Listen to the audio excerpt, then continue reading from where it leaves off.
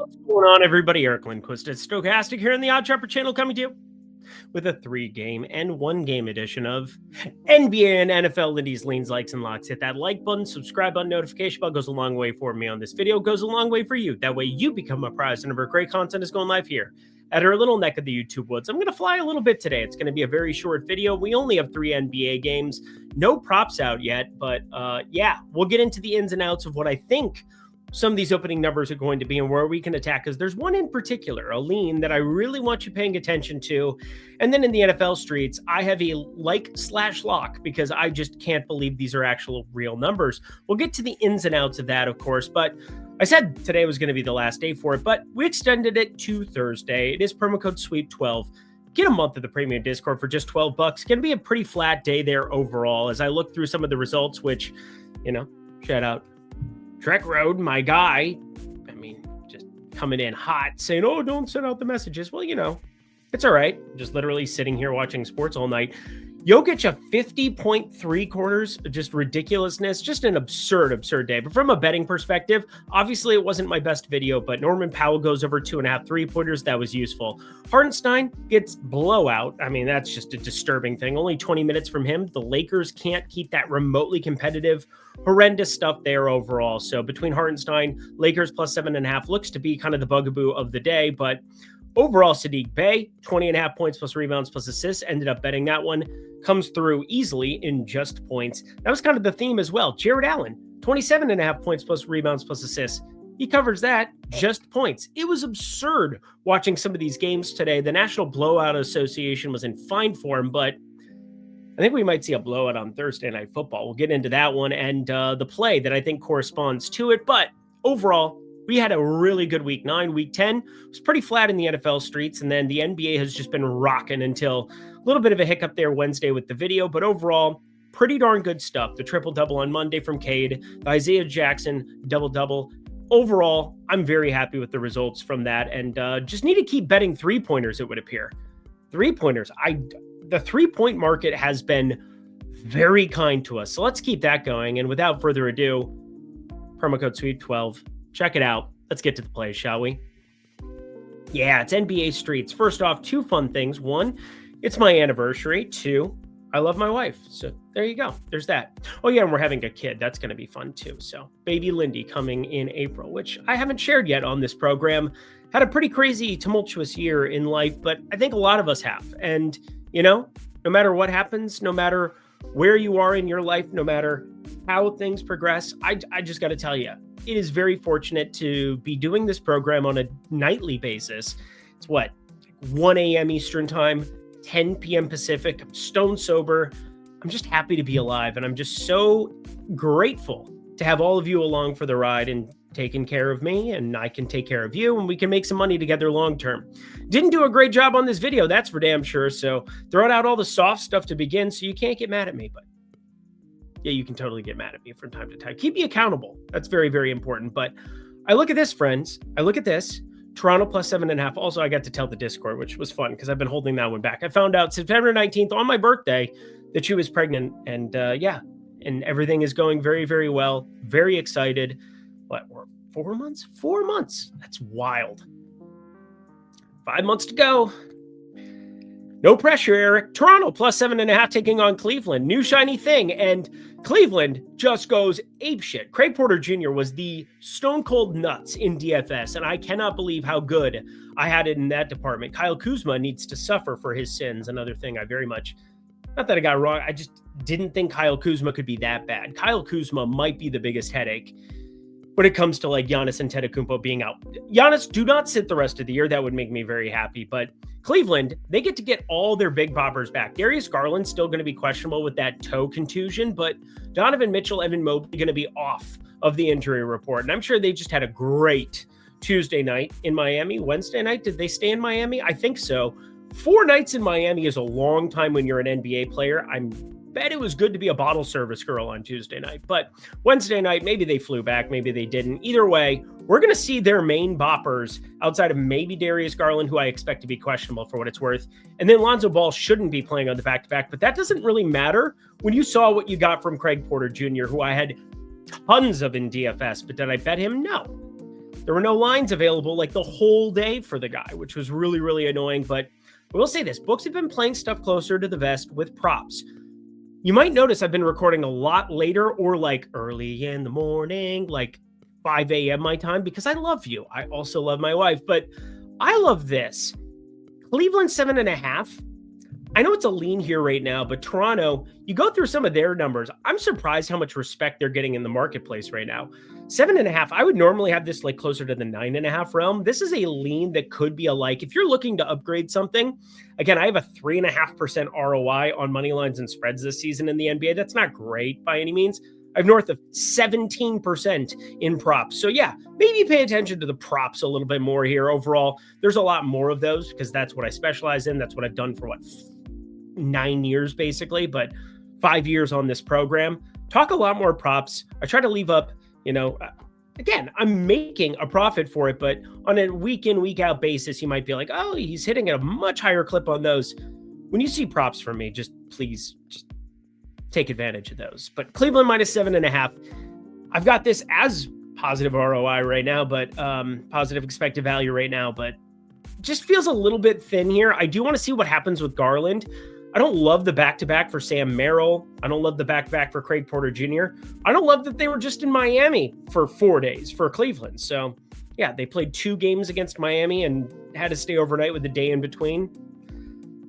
I'd get into some ruckusness if I were an NBA player in Miami. This much, I know. Being self-aware doesn't really matter. Indy plus 5.5 taking on Phoenix in this one. And got to tell you, if you look at some of the modeling for this game, like I go to dunks and threes and kind of like jump off the diving board here, you go to like Thursday and you take a look. It's in our book, Reading Rainbow.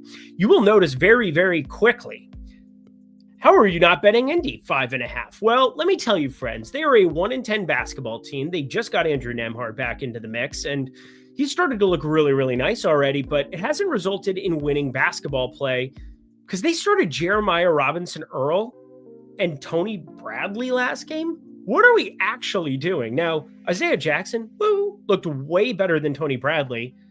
He cashed the double-double plus 720 for us. Glad we stood pat and didn't hit cash out. You will never see me hit cash out unless it is like dire straits or I'm convinced somebody's out of the rotation on something that I already bet where it's like, yo, maybe some problems occurred.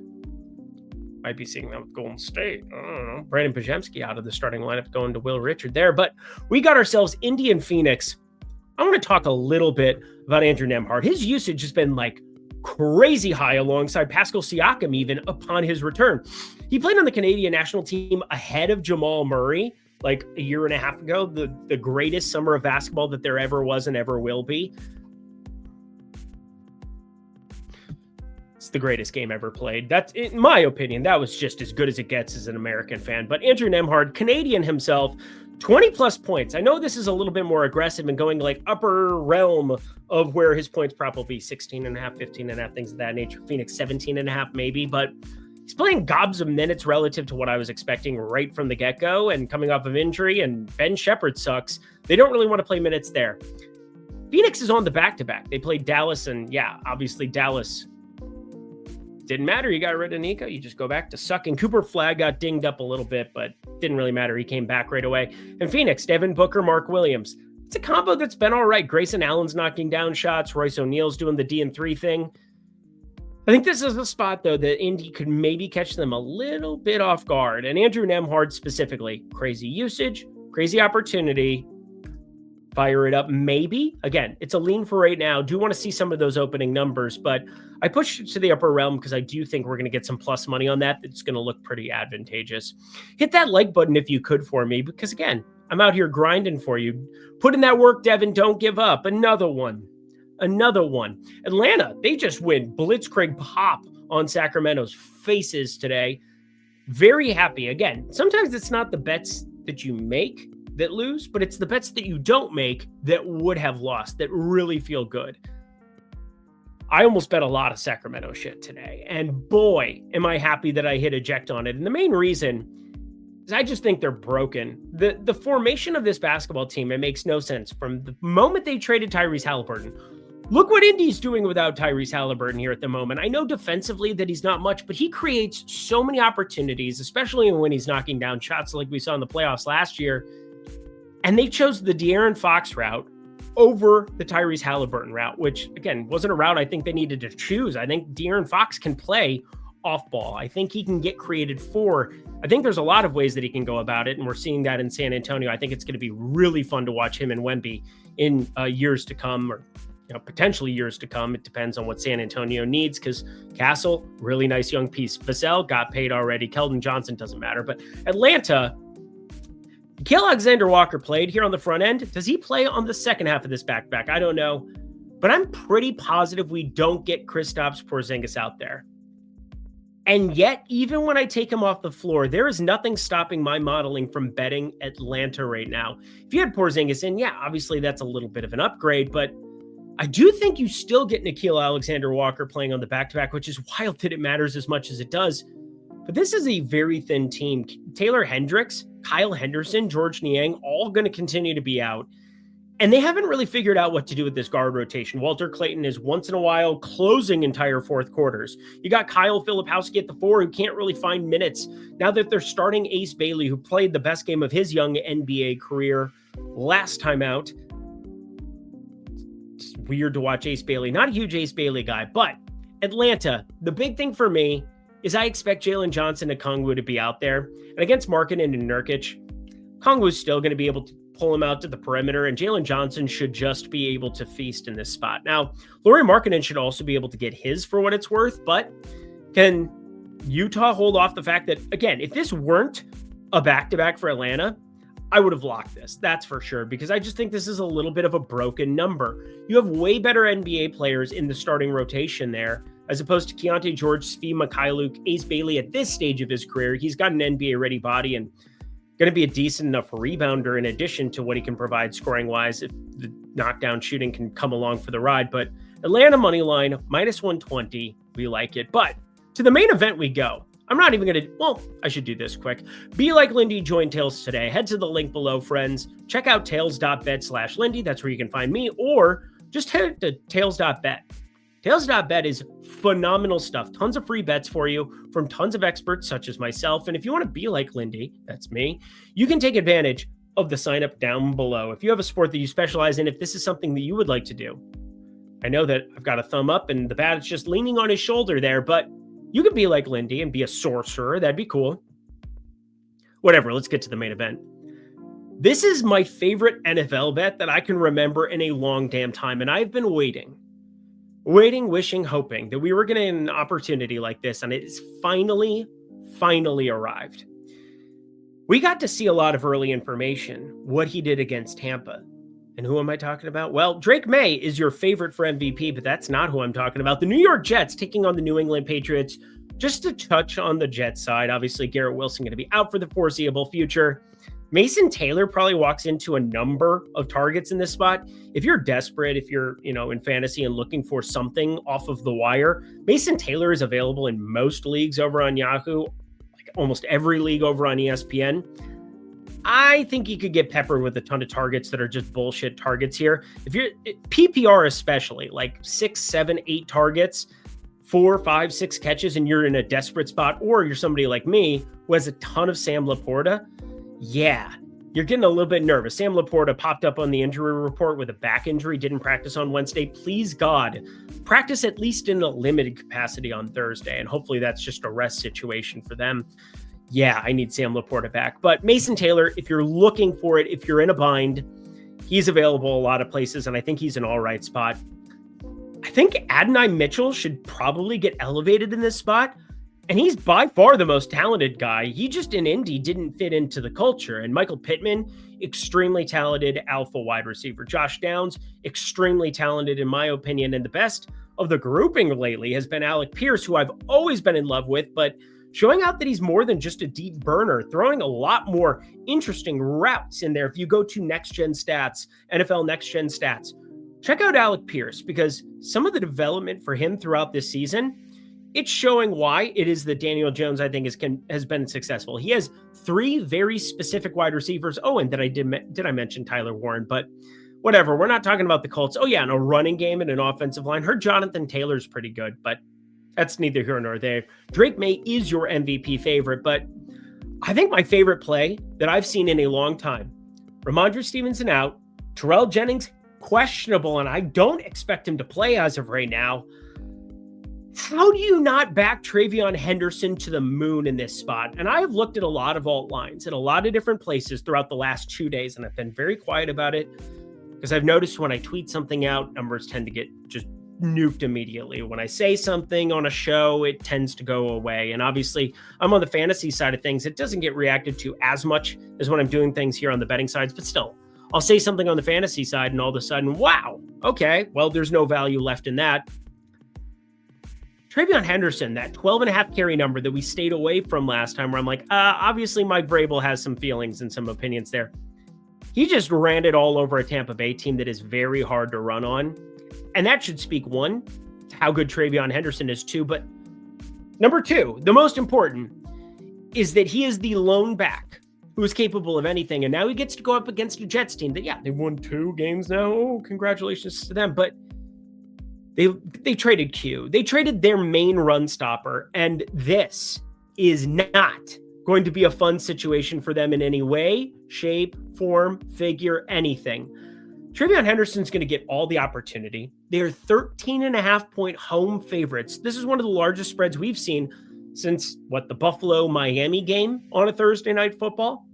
I think that was Thursday Night Football. But anyway, I just don't see a planet where Henderson, coming off of 14 carries the last 2 weeks, 147 and 10.5 yards per carry against Tampa. Obviously, it was inflated by that run where he looked back to the bench and said, I'm going to score anyway because I'm a rookie and I don't give a shit. Bring our defense back out on the field. TreVeyon Henderson, like Locke, 100+ rushing yards, plus 203. He is going to just run all over this team. And I'm not going to completely lock this. I already posted my bet ticket, already threw this out in there. Plus 203 is where I got this. There was a plus 205 available if you have Bet365 not limited over there, and we're able to take advantage of that. But friends, TreVeyon Henderson is getting the opportunity by default, and he is going to show out with it. We saw it in the preseason. He's got juice to him. Ramondre Stevenson, even with the fumbles, somehow, whatever else. But Antonio Gibson, with him Gonski, there is no chance that if Jennings is out, that this isn't just a ballistic spot for TreVeyon Henderson. So let me get there early. Let me get there often. Going up against a Jets team that's already giving up almost 140 yards per game on the ground. We just want 100 of those going to our guy, TreVeyon Henderson. One more time for the people in the back. Get a month of the premium Discord, the Lindy Discord, that is. Sweep 12, $12 for an entire month. This is your final day. You will not see this ad one more time on this program because it's going away as of midnight tomorrow, 9 p.m. Pacific time, that is. Take advantage of promo code SWEEP12 before then. Come into the Discord. The water's warm. Plus, it's not just me, friends. We got J Metal K. We got B Grebs. We got Pete Shep. We got so many sharp people. My guy TJ and Dayton. We got so many awesome people. We even have the ladies. Yeah, Poppy, what's going on?